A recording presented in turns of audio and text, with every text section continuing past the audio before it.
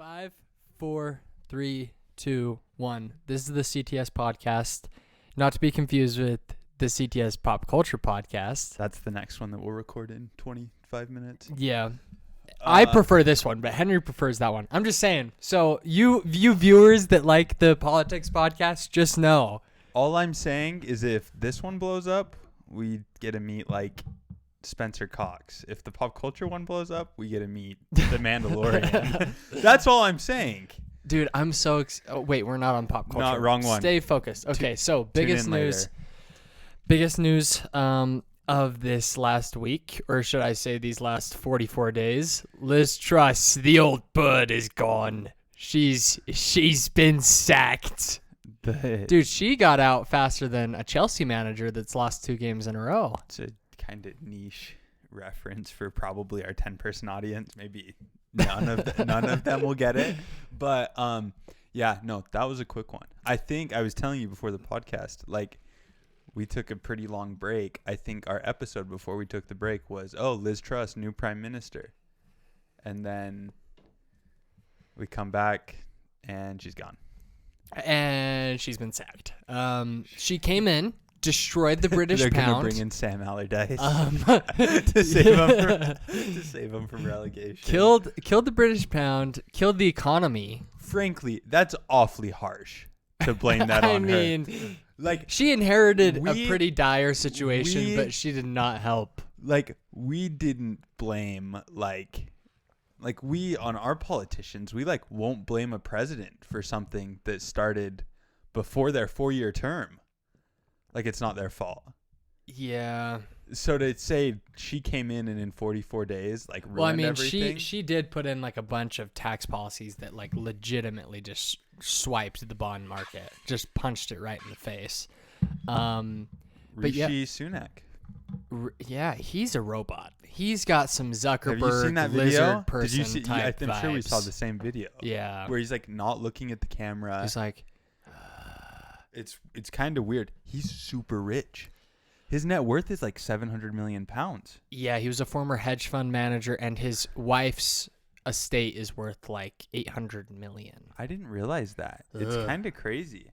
Yeah, he's a wealthy dude. Which, all the power to him. Do you want to hear something crazy? First non-white British prime minister ever. That's kind of crazy. Yeah. Isn't that weird to think about? I mean, we've only had one black president, but we've had a black president, you know? And, yeah, I mean, they've had prime ministers for what, like 600 years, 700 years since the revolution? So, kind of crazy. I'm trying to think. Did you hear, hold on, I'll bring this up. Did you hear that Russia came to, like, contacted all the Western nations, like all of NATO, and said, Ukraine's building a dirty bomb. Like, we're on alert for a dirty bomb, and, like, we might have to respond with nuclear weapons if they detonate a dirty bomb. It's like, that's a weird one. That feels like you might be trying to get out ahead of something. That you're trying to build in an excuse to use nuclear weapons. Yeah. And NATO, all the NATO, like the US and the UK, came out and said, no, that's just like patently false. Well, and Ukraine said invited the UN to come inspect that they're not. So it's like a weird move that feels like can be easily refuted. I don't get it from Russia to just be like, well, unless they were gonna like act quickly, but dude, I think it might be coming. It's been like, I unironically think it like might be coming, like during the World Cup, like in a month. I don't know. I think they do use nuclear weapons, but I think it's going to be like extremely strategic. You know, they'll launch a nuclear weapon on some military base or some counteroffensive that Ukraine is doing, and then they'll say, well, we had no choice. What's crazy is if they do, it'd only be the 3rd time a nuclear weapon's ever been used. Ever. It's like, yeah, like in actual combat. Dude, I don't know if you heard about this. So Iran, there was a hacking organization that hacked Iran's military infrastructure, and they threatened to release a bunch of classified Iranian nuclear documents if all of the political prisoners in Iran weren't immediately released. They weren't immediately released. And so this hacking group has been releasing just uber classified information Well, online. they released like that Iran's sending like the kamikaze drones to Russia. Mm-hmm. That like the Russians are using. It's kind of wild. It's weird that a hacker, like, you'd think as a country you'd Can you imagine if the United States got hacked like that? Just all of our nuclear. It just couldn't happen. I don't think it's set up in a way that could happen. So it's weird that Iran. Yeah, because I think there's only like a literal handful of people that have access to that information. And you don't even keep all that stuff in one spot. Like, there's no comprehensive online access. I mean, they still use, I'm sure, like, physical documents for the highest security stuff. Yeah, that's a crazy thought. Like, like there's some bunker somewhere with all the physical records and I'm sure, yeah, it's just weird that you'd like, yeah, we're gonna keep all this online in a place that is can be infiltrated. Yeah, I heard, this is a little off topic, but it still kind of had to do with hacking. I heard that and this kind of blew my mind, that there is these hackers that are trying to find a way. So there's they're called transistors in computers, on like the chips on computers. Yeah. And they're kind of like logic gates, basically. So it's how the computer thinks. And on a like high-end computer chip today, there's 50 billion of these transistors packed onto a chip.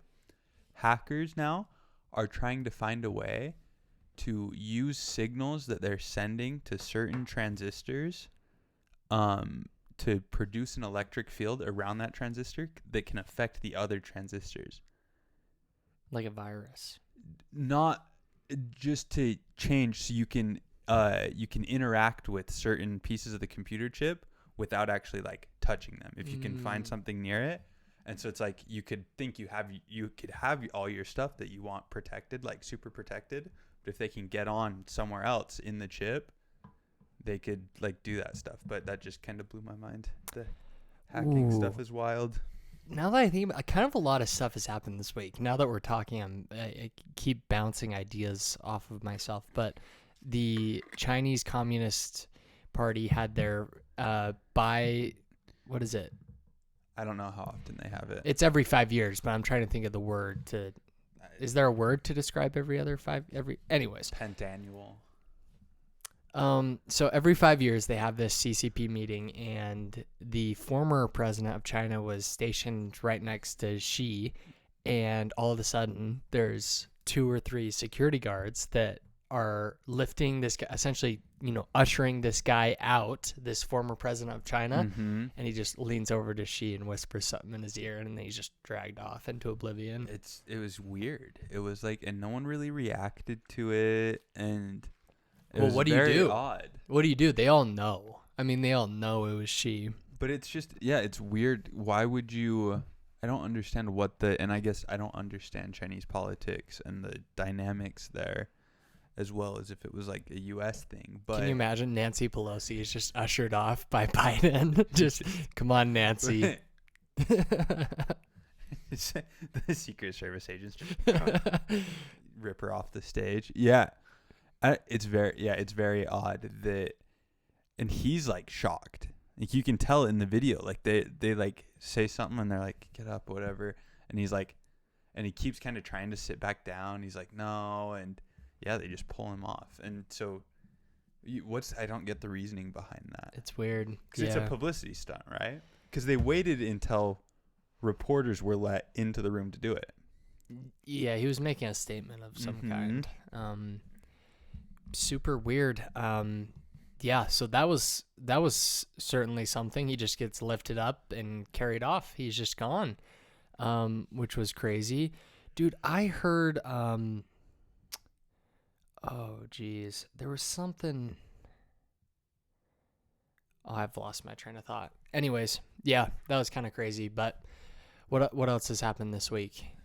What in the U.S. have we had lately, like U.S. politics? We're getting closer and closer to midterms. That's big. I got my ballot like Oh, I got mine yesterday. too. Yeah, mailed in Yesterday. the mail-in ballot, dude. I am not going to tamper with mine. With the the it is funny that that's still like that they're still kind of peddling like the election fraud thing. Yeah, speaking of that, Trump was subpoenaed by the January 6th committee. I don't know if we have talked about this yet. We haven't. So he's gonna have to go testify. What does he testify to? I mean, like, because I mean, I don't get what he testifies to. Like, They'll ask about things like what happened to the phone that we can't find any record of because he was using like a burner phone that day, which wasn't crazy because I guess Trump used to do private stuff on his cell phone all the time, yeah. which you're not supposed to do in the White House, but every president does it. And even if they don't say they do, I guarantee they do. Well, I mean, like Clinton, that was the whole Clinton thing. Yeah. It's like it's a nothing burger. They like forget about it. So they'll ask about that. They'll ask about where he was. They'll ask about why he didn't release a statement earlier. They'll ask about whether or not he released ordered the National Guard to go. These are the types of things that I think that he'll. But don't they know? They know that stuff, right? Oh, I guarantee they know. I'm 1000% sure that they know. That's where I don't know. I think it's a weird play. No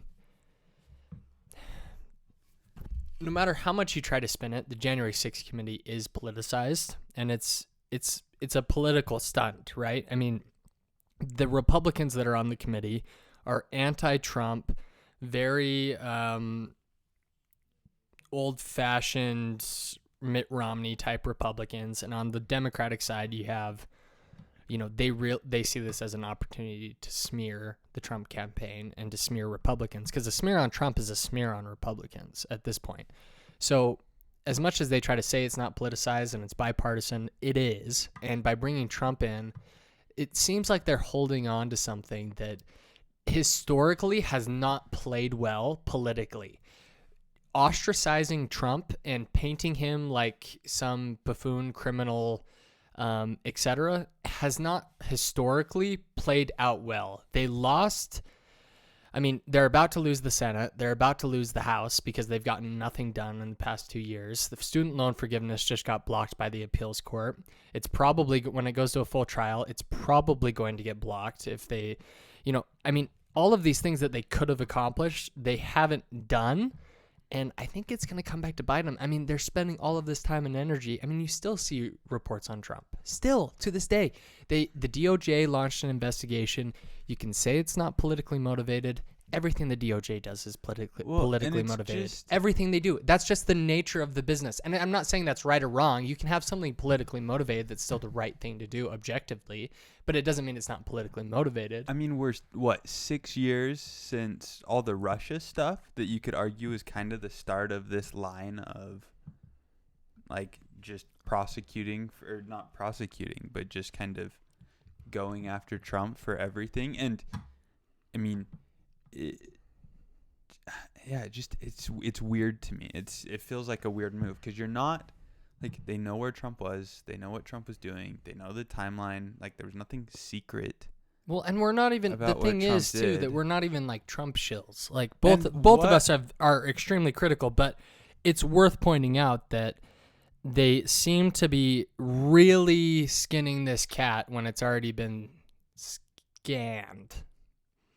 Not quite, but skinned. It's already been skinned, but they keep just hitting at it, and I don't see. I think the phrase is beating a dead horse is possibly. Yeah, they're beating a dead horse.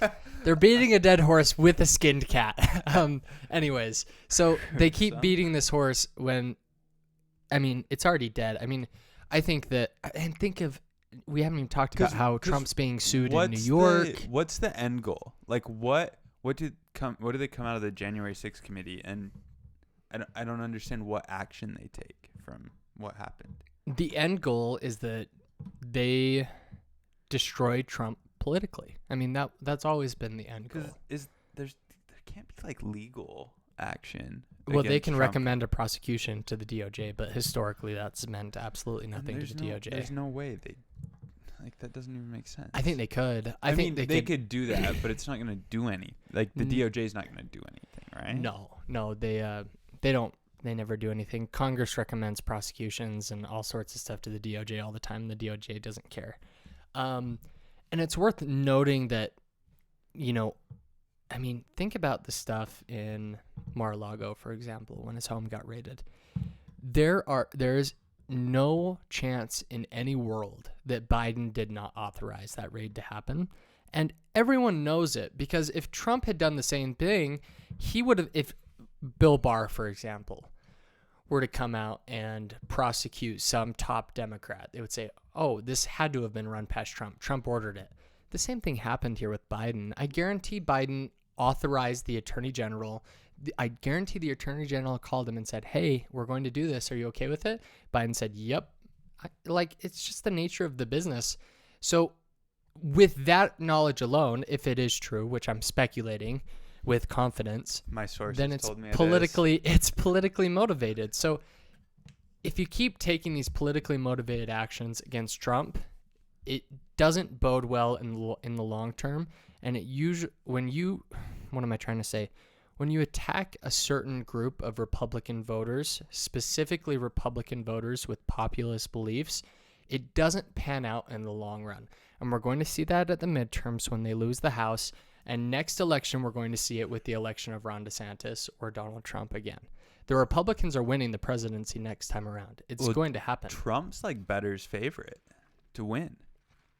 Like he's the odds-on favorite. Which I don't think is kind of weird. Which I don't think is the right play for Republicans, because you can have DeSantis, who appeals to, the really conservative, more classical Republican side of the party, and the Trump voters. The Trump voters love DeSantis. You need to beat Trump in the primary.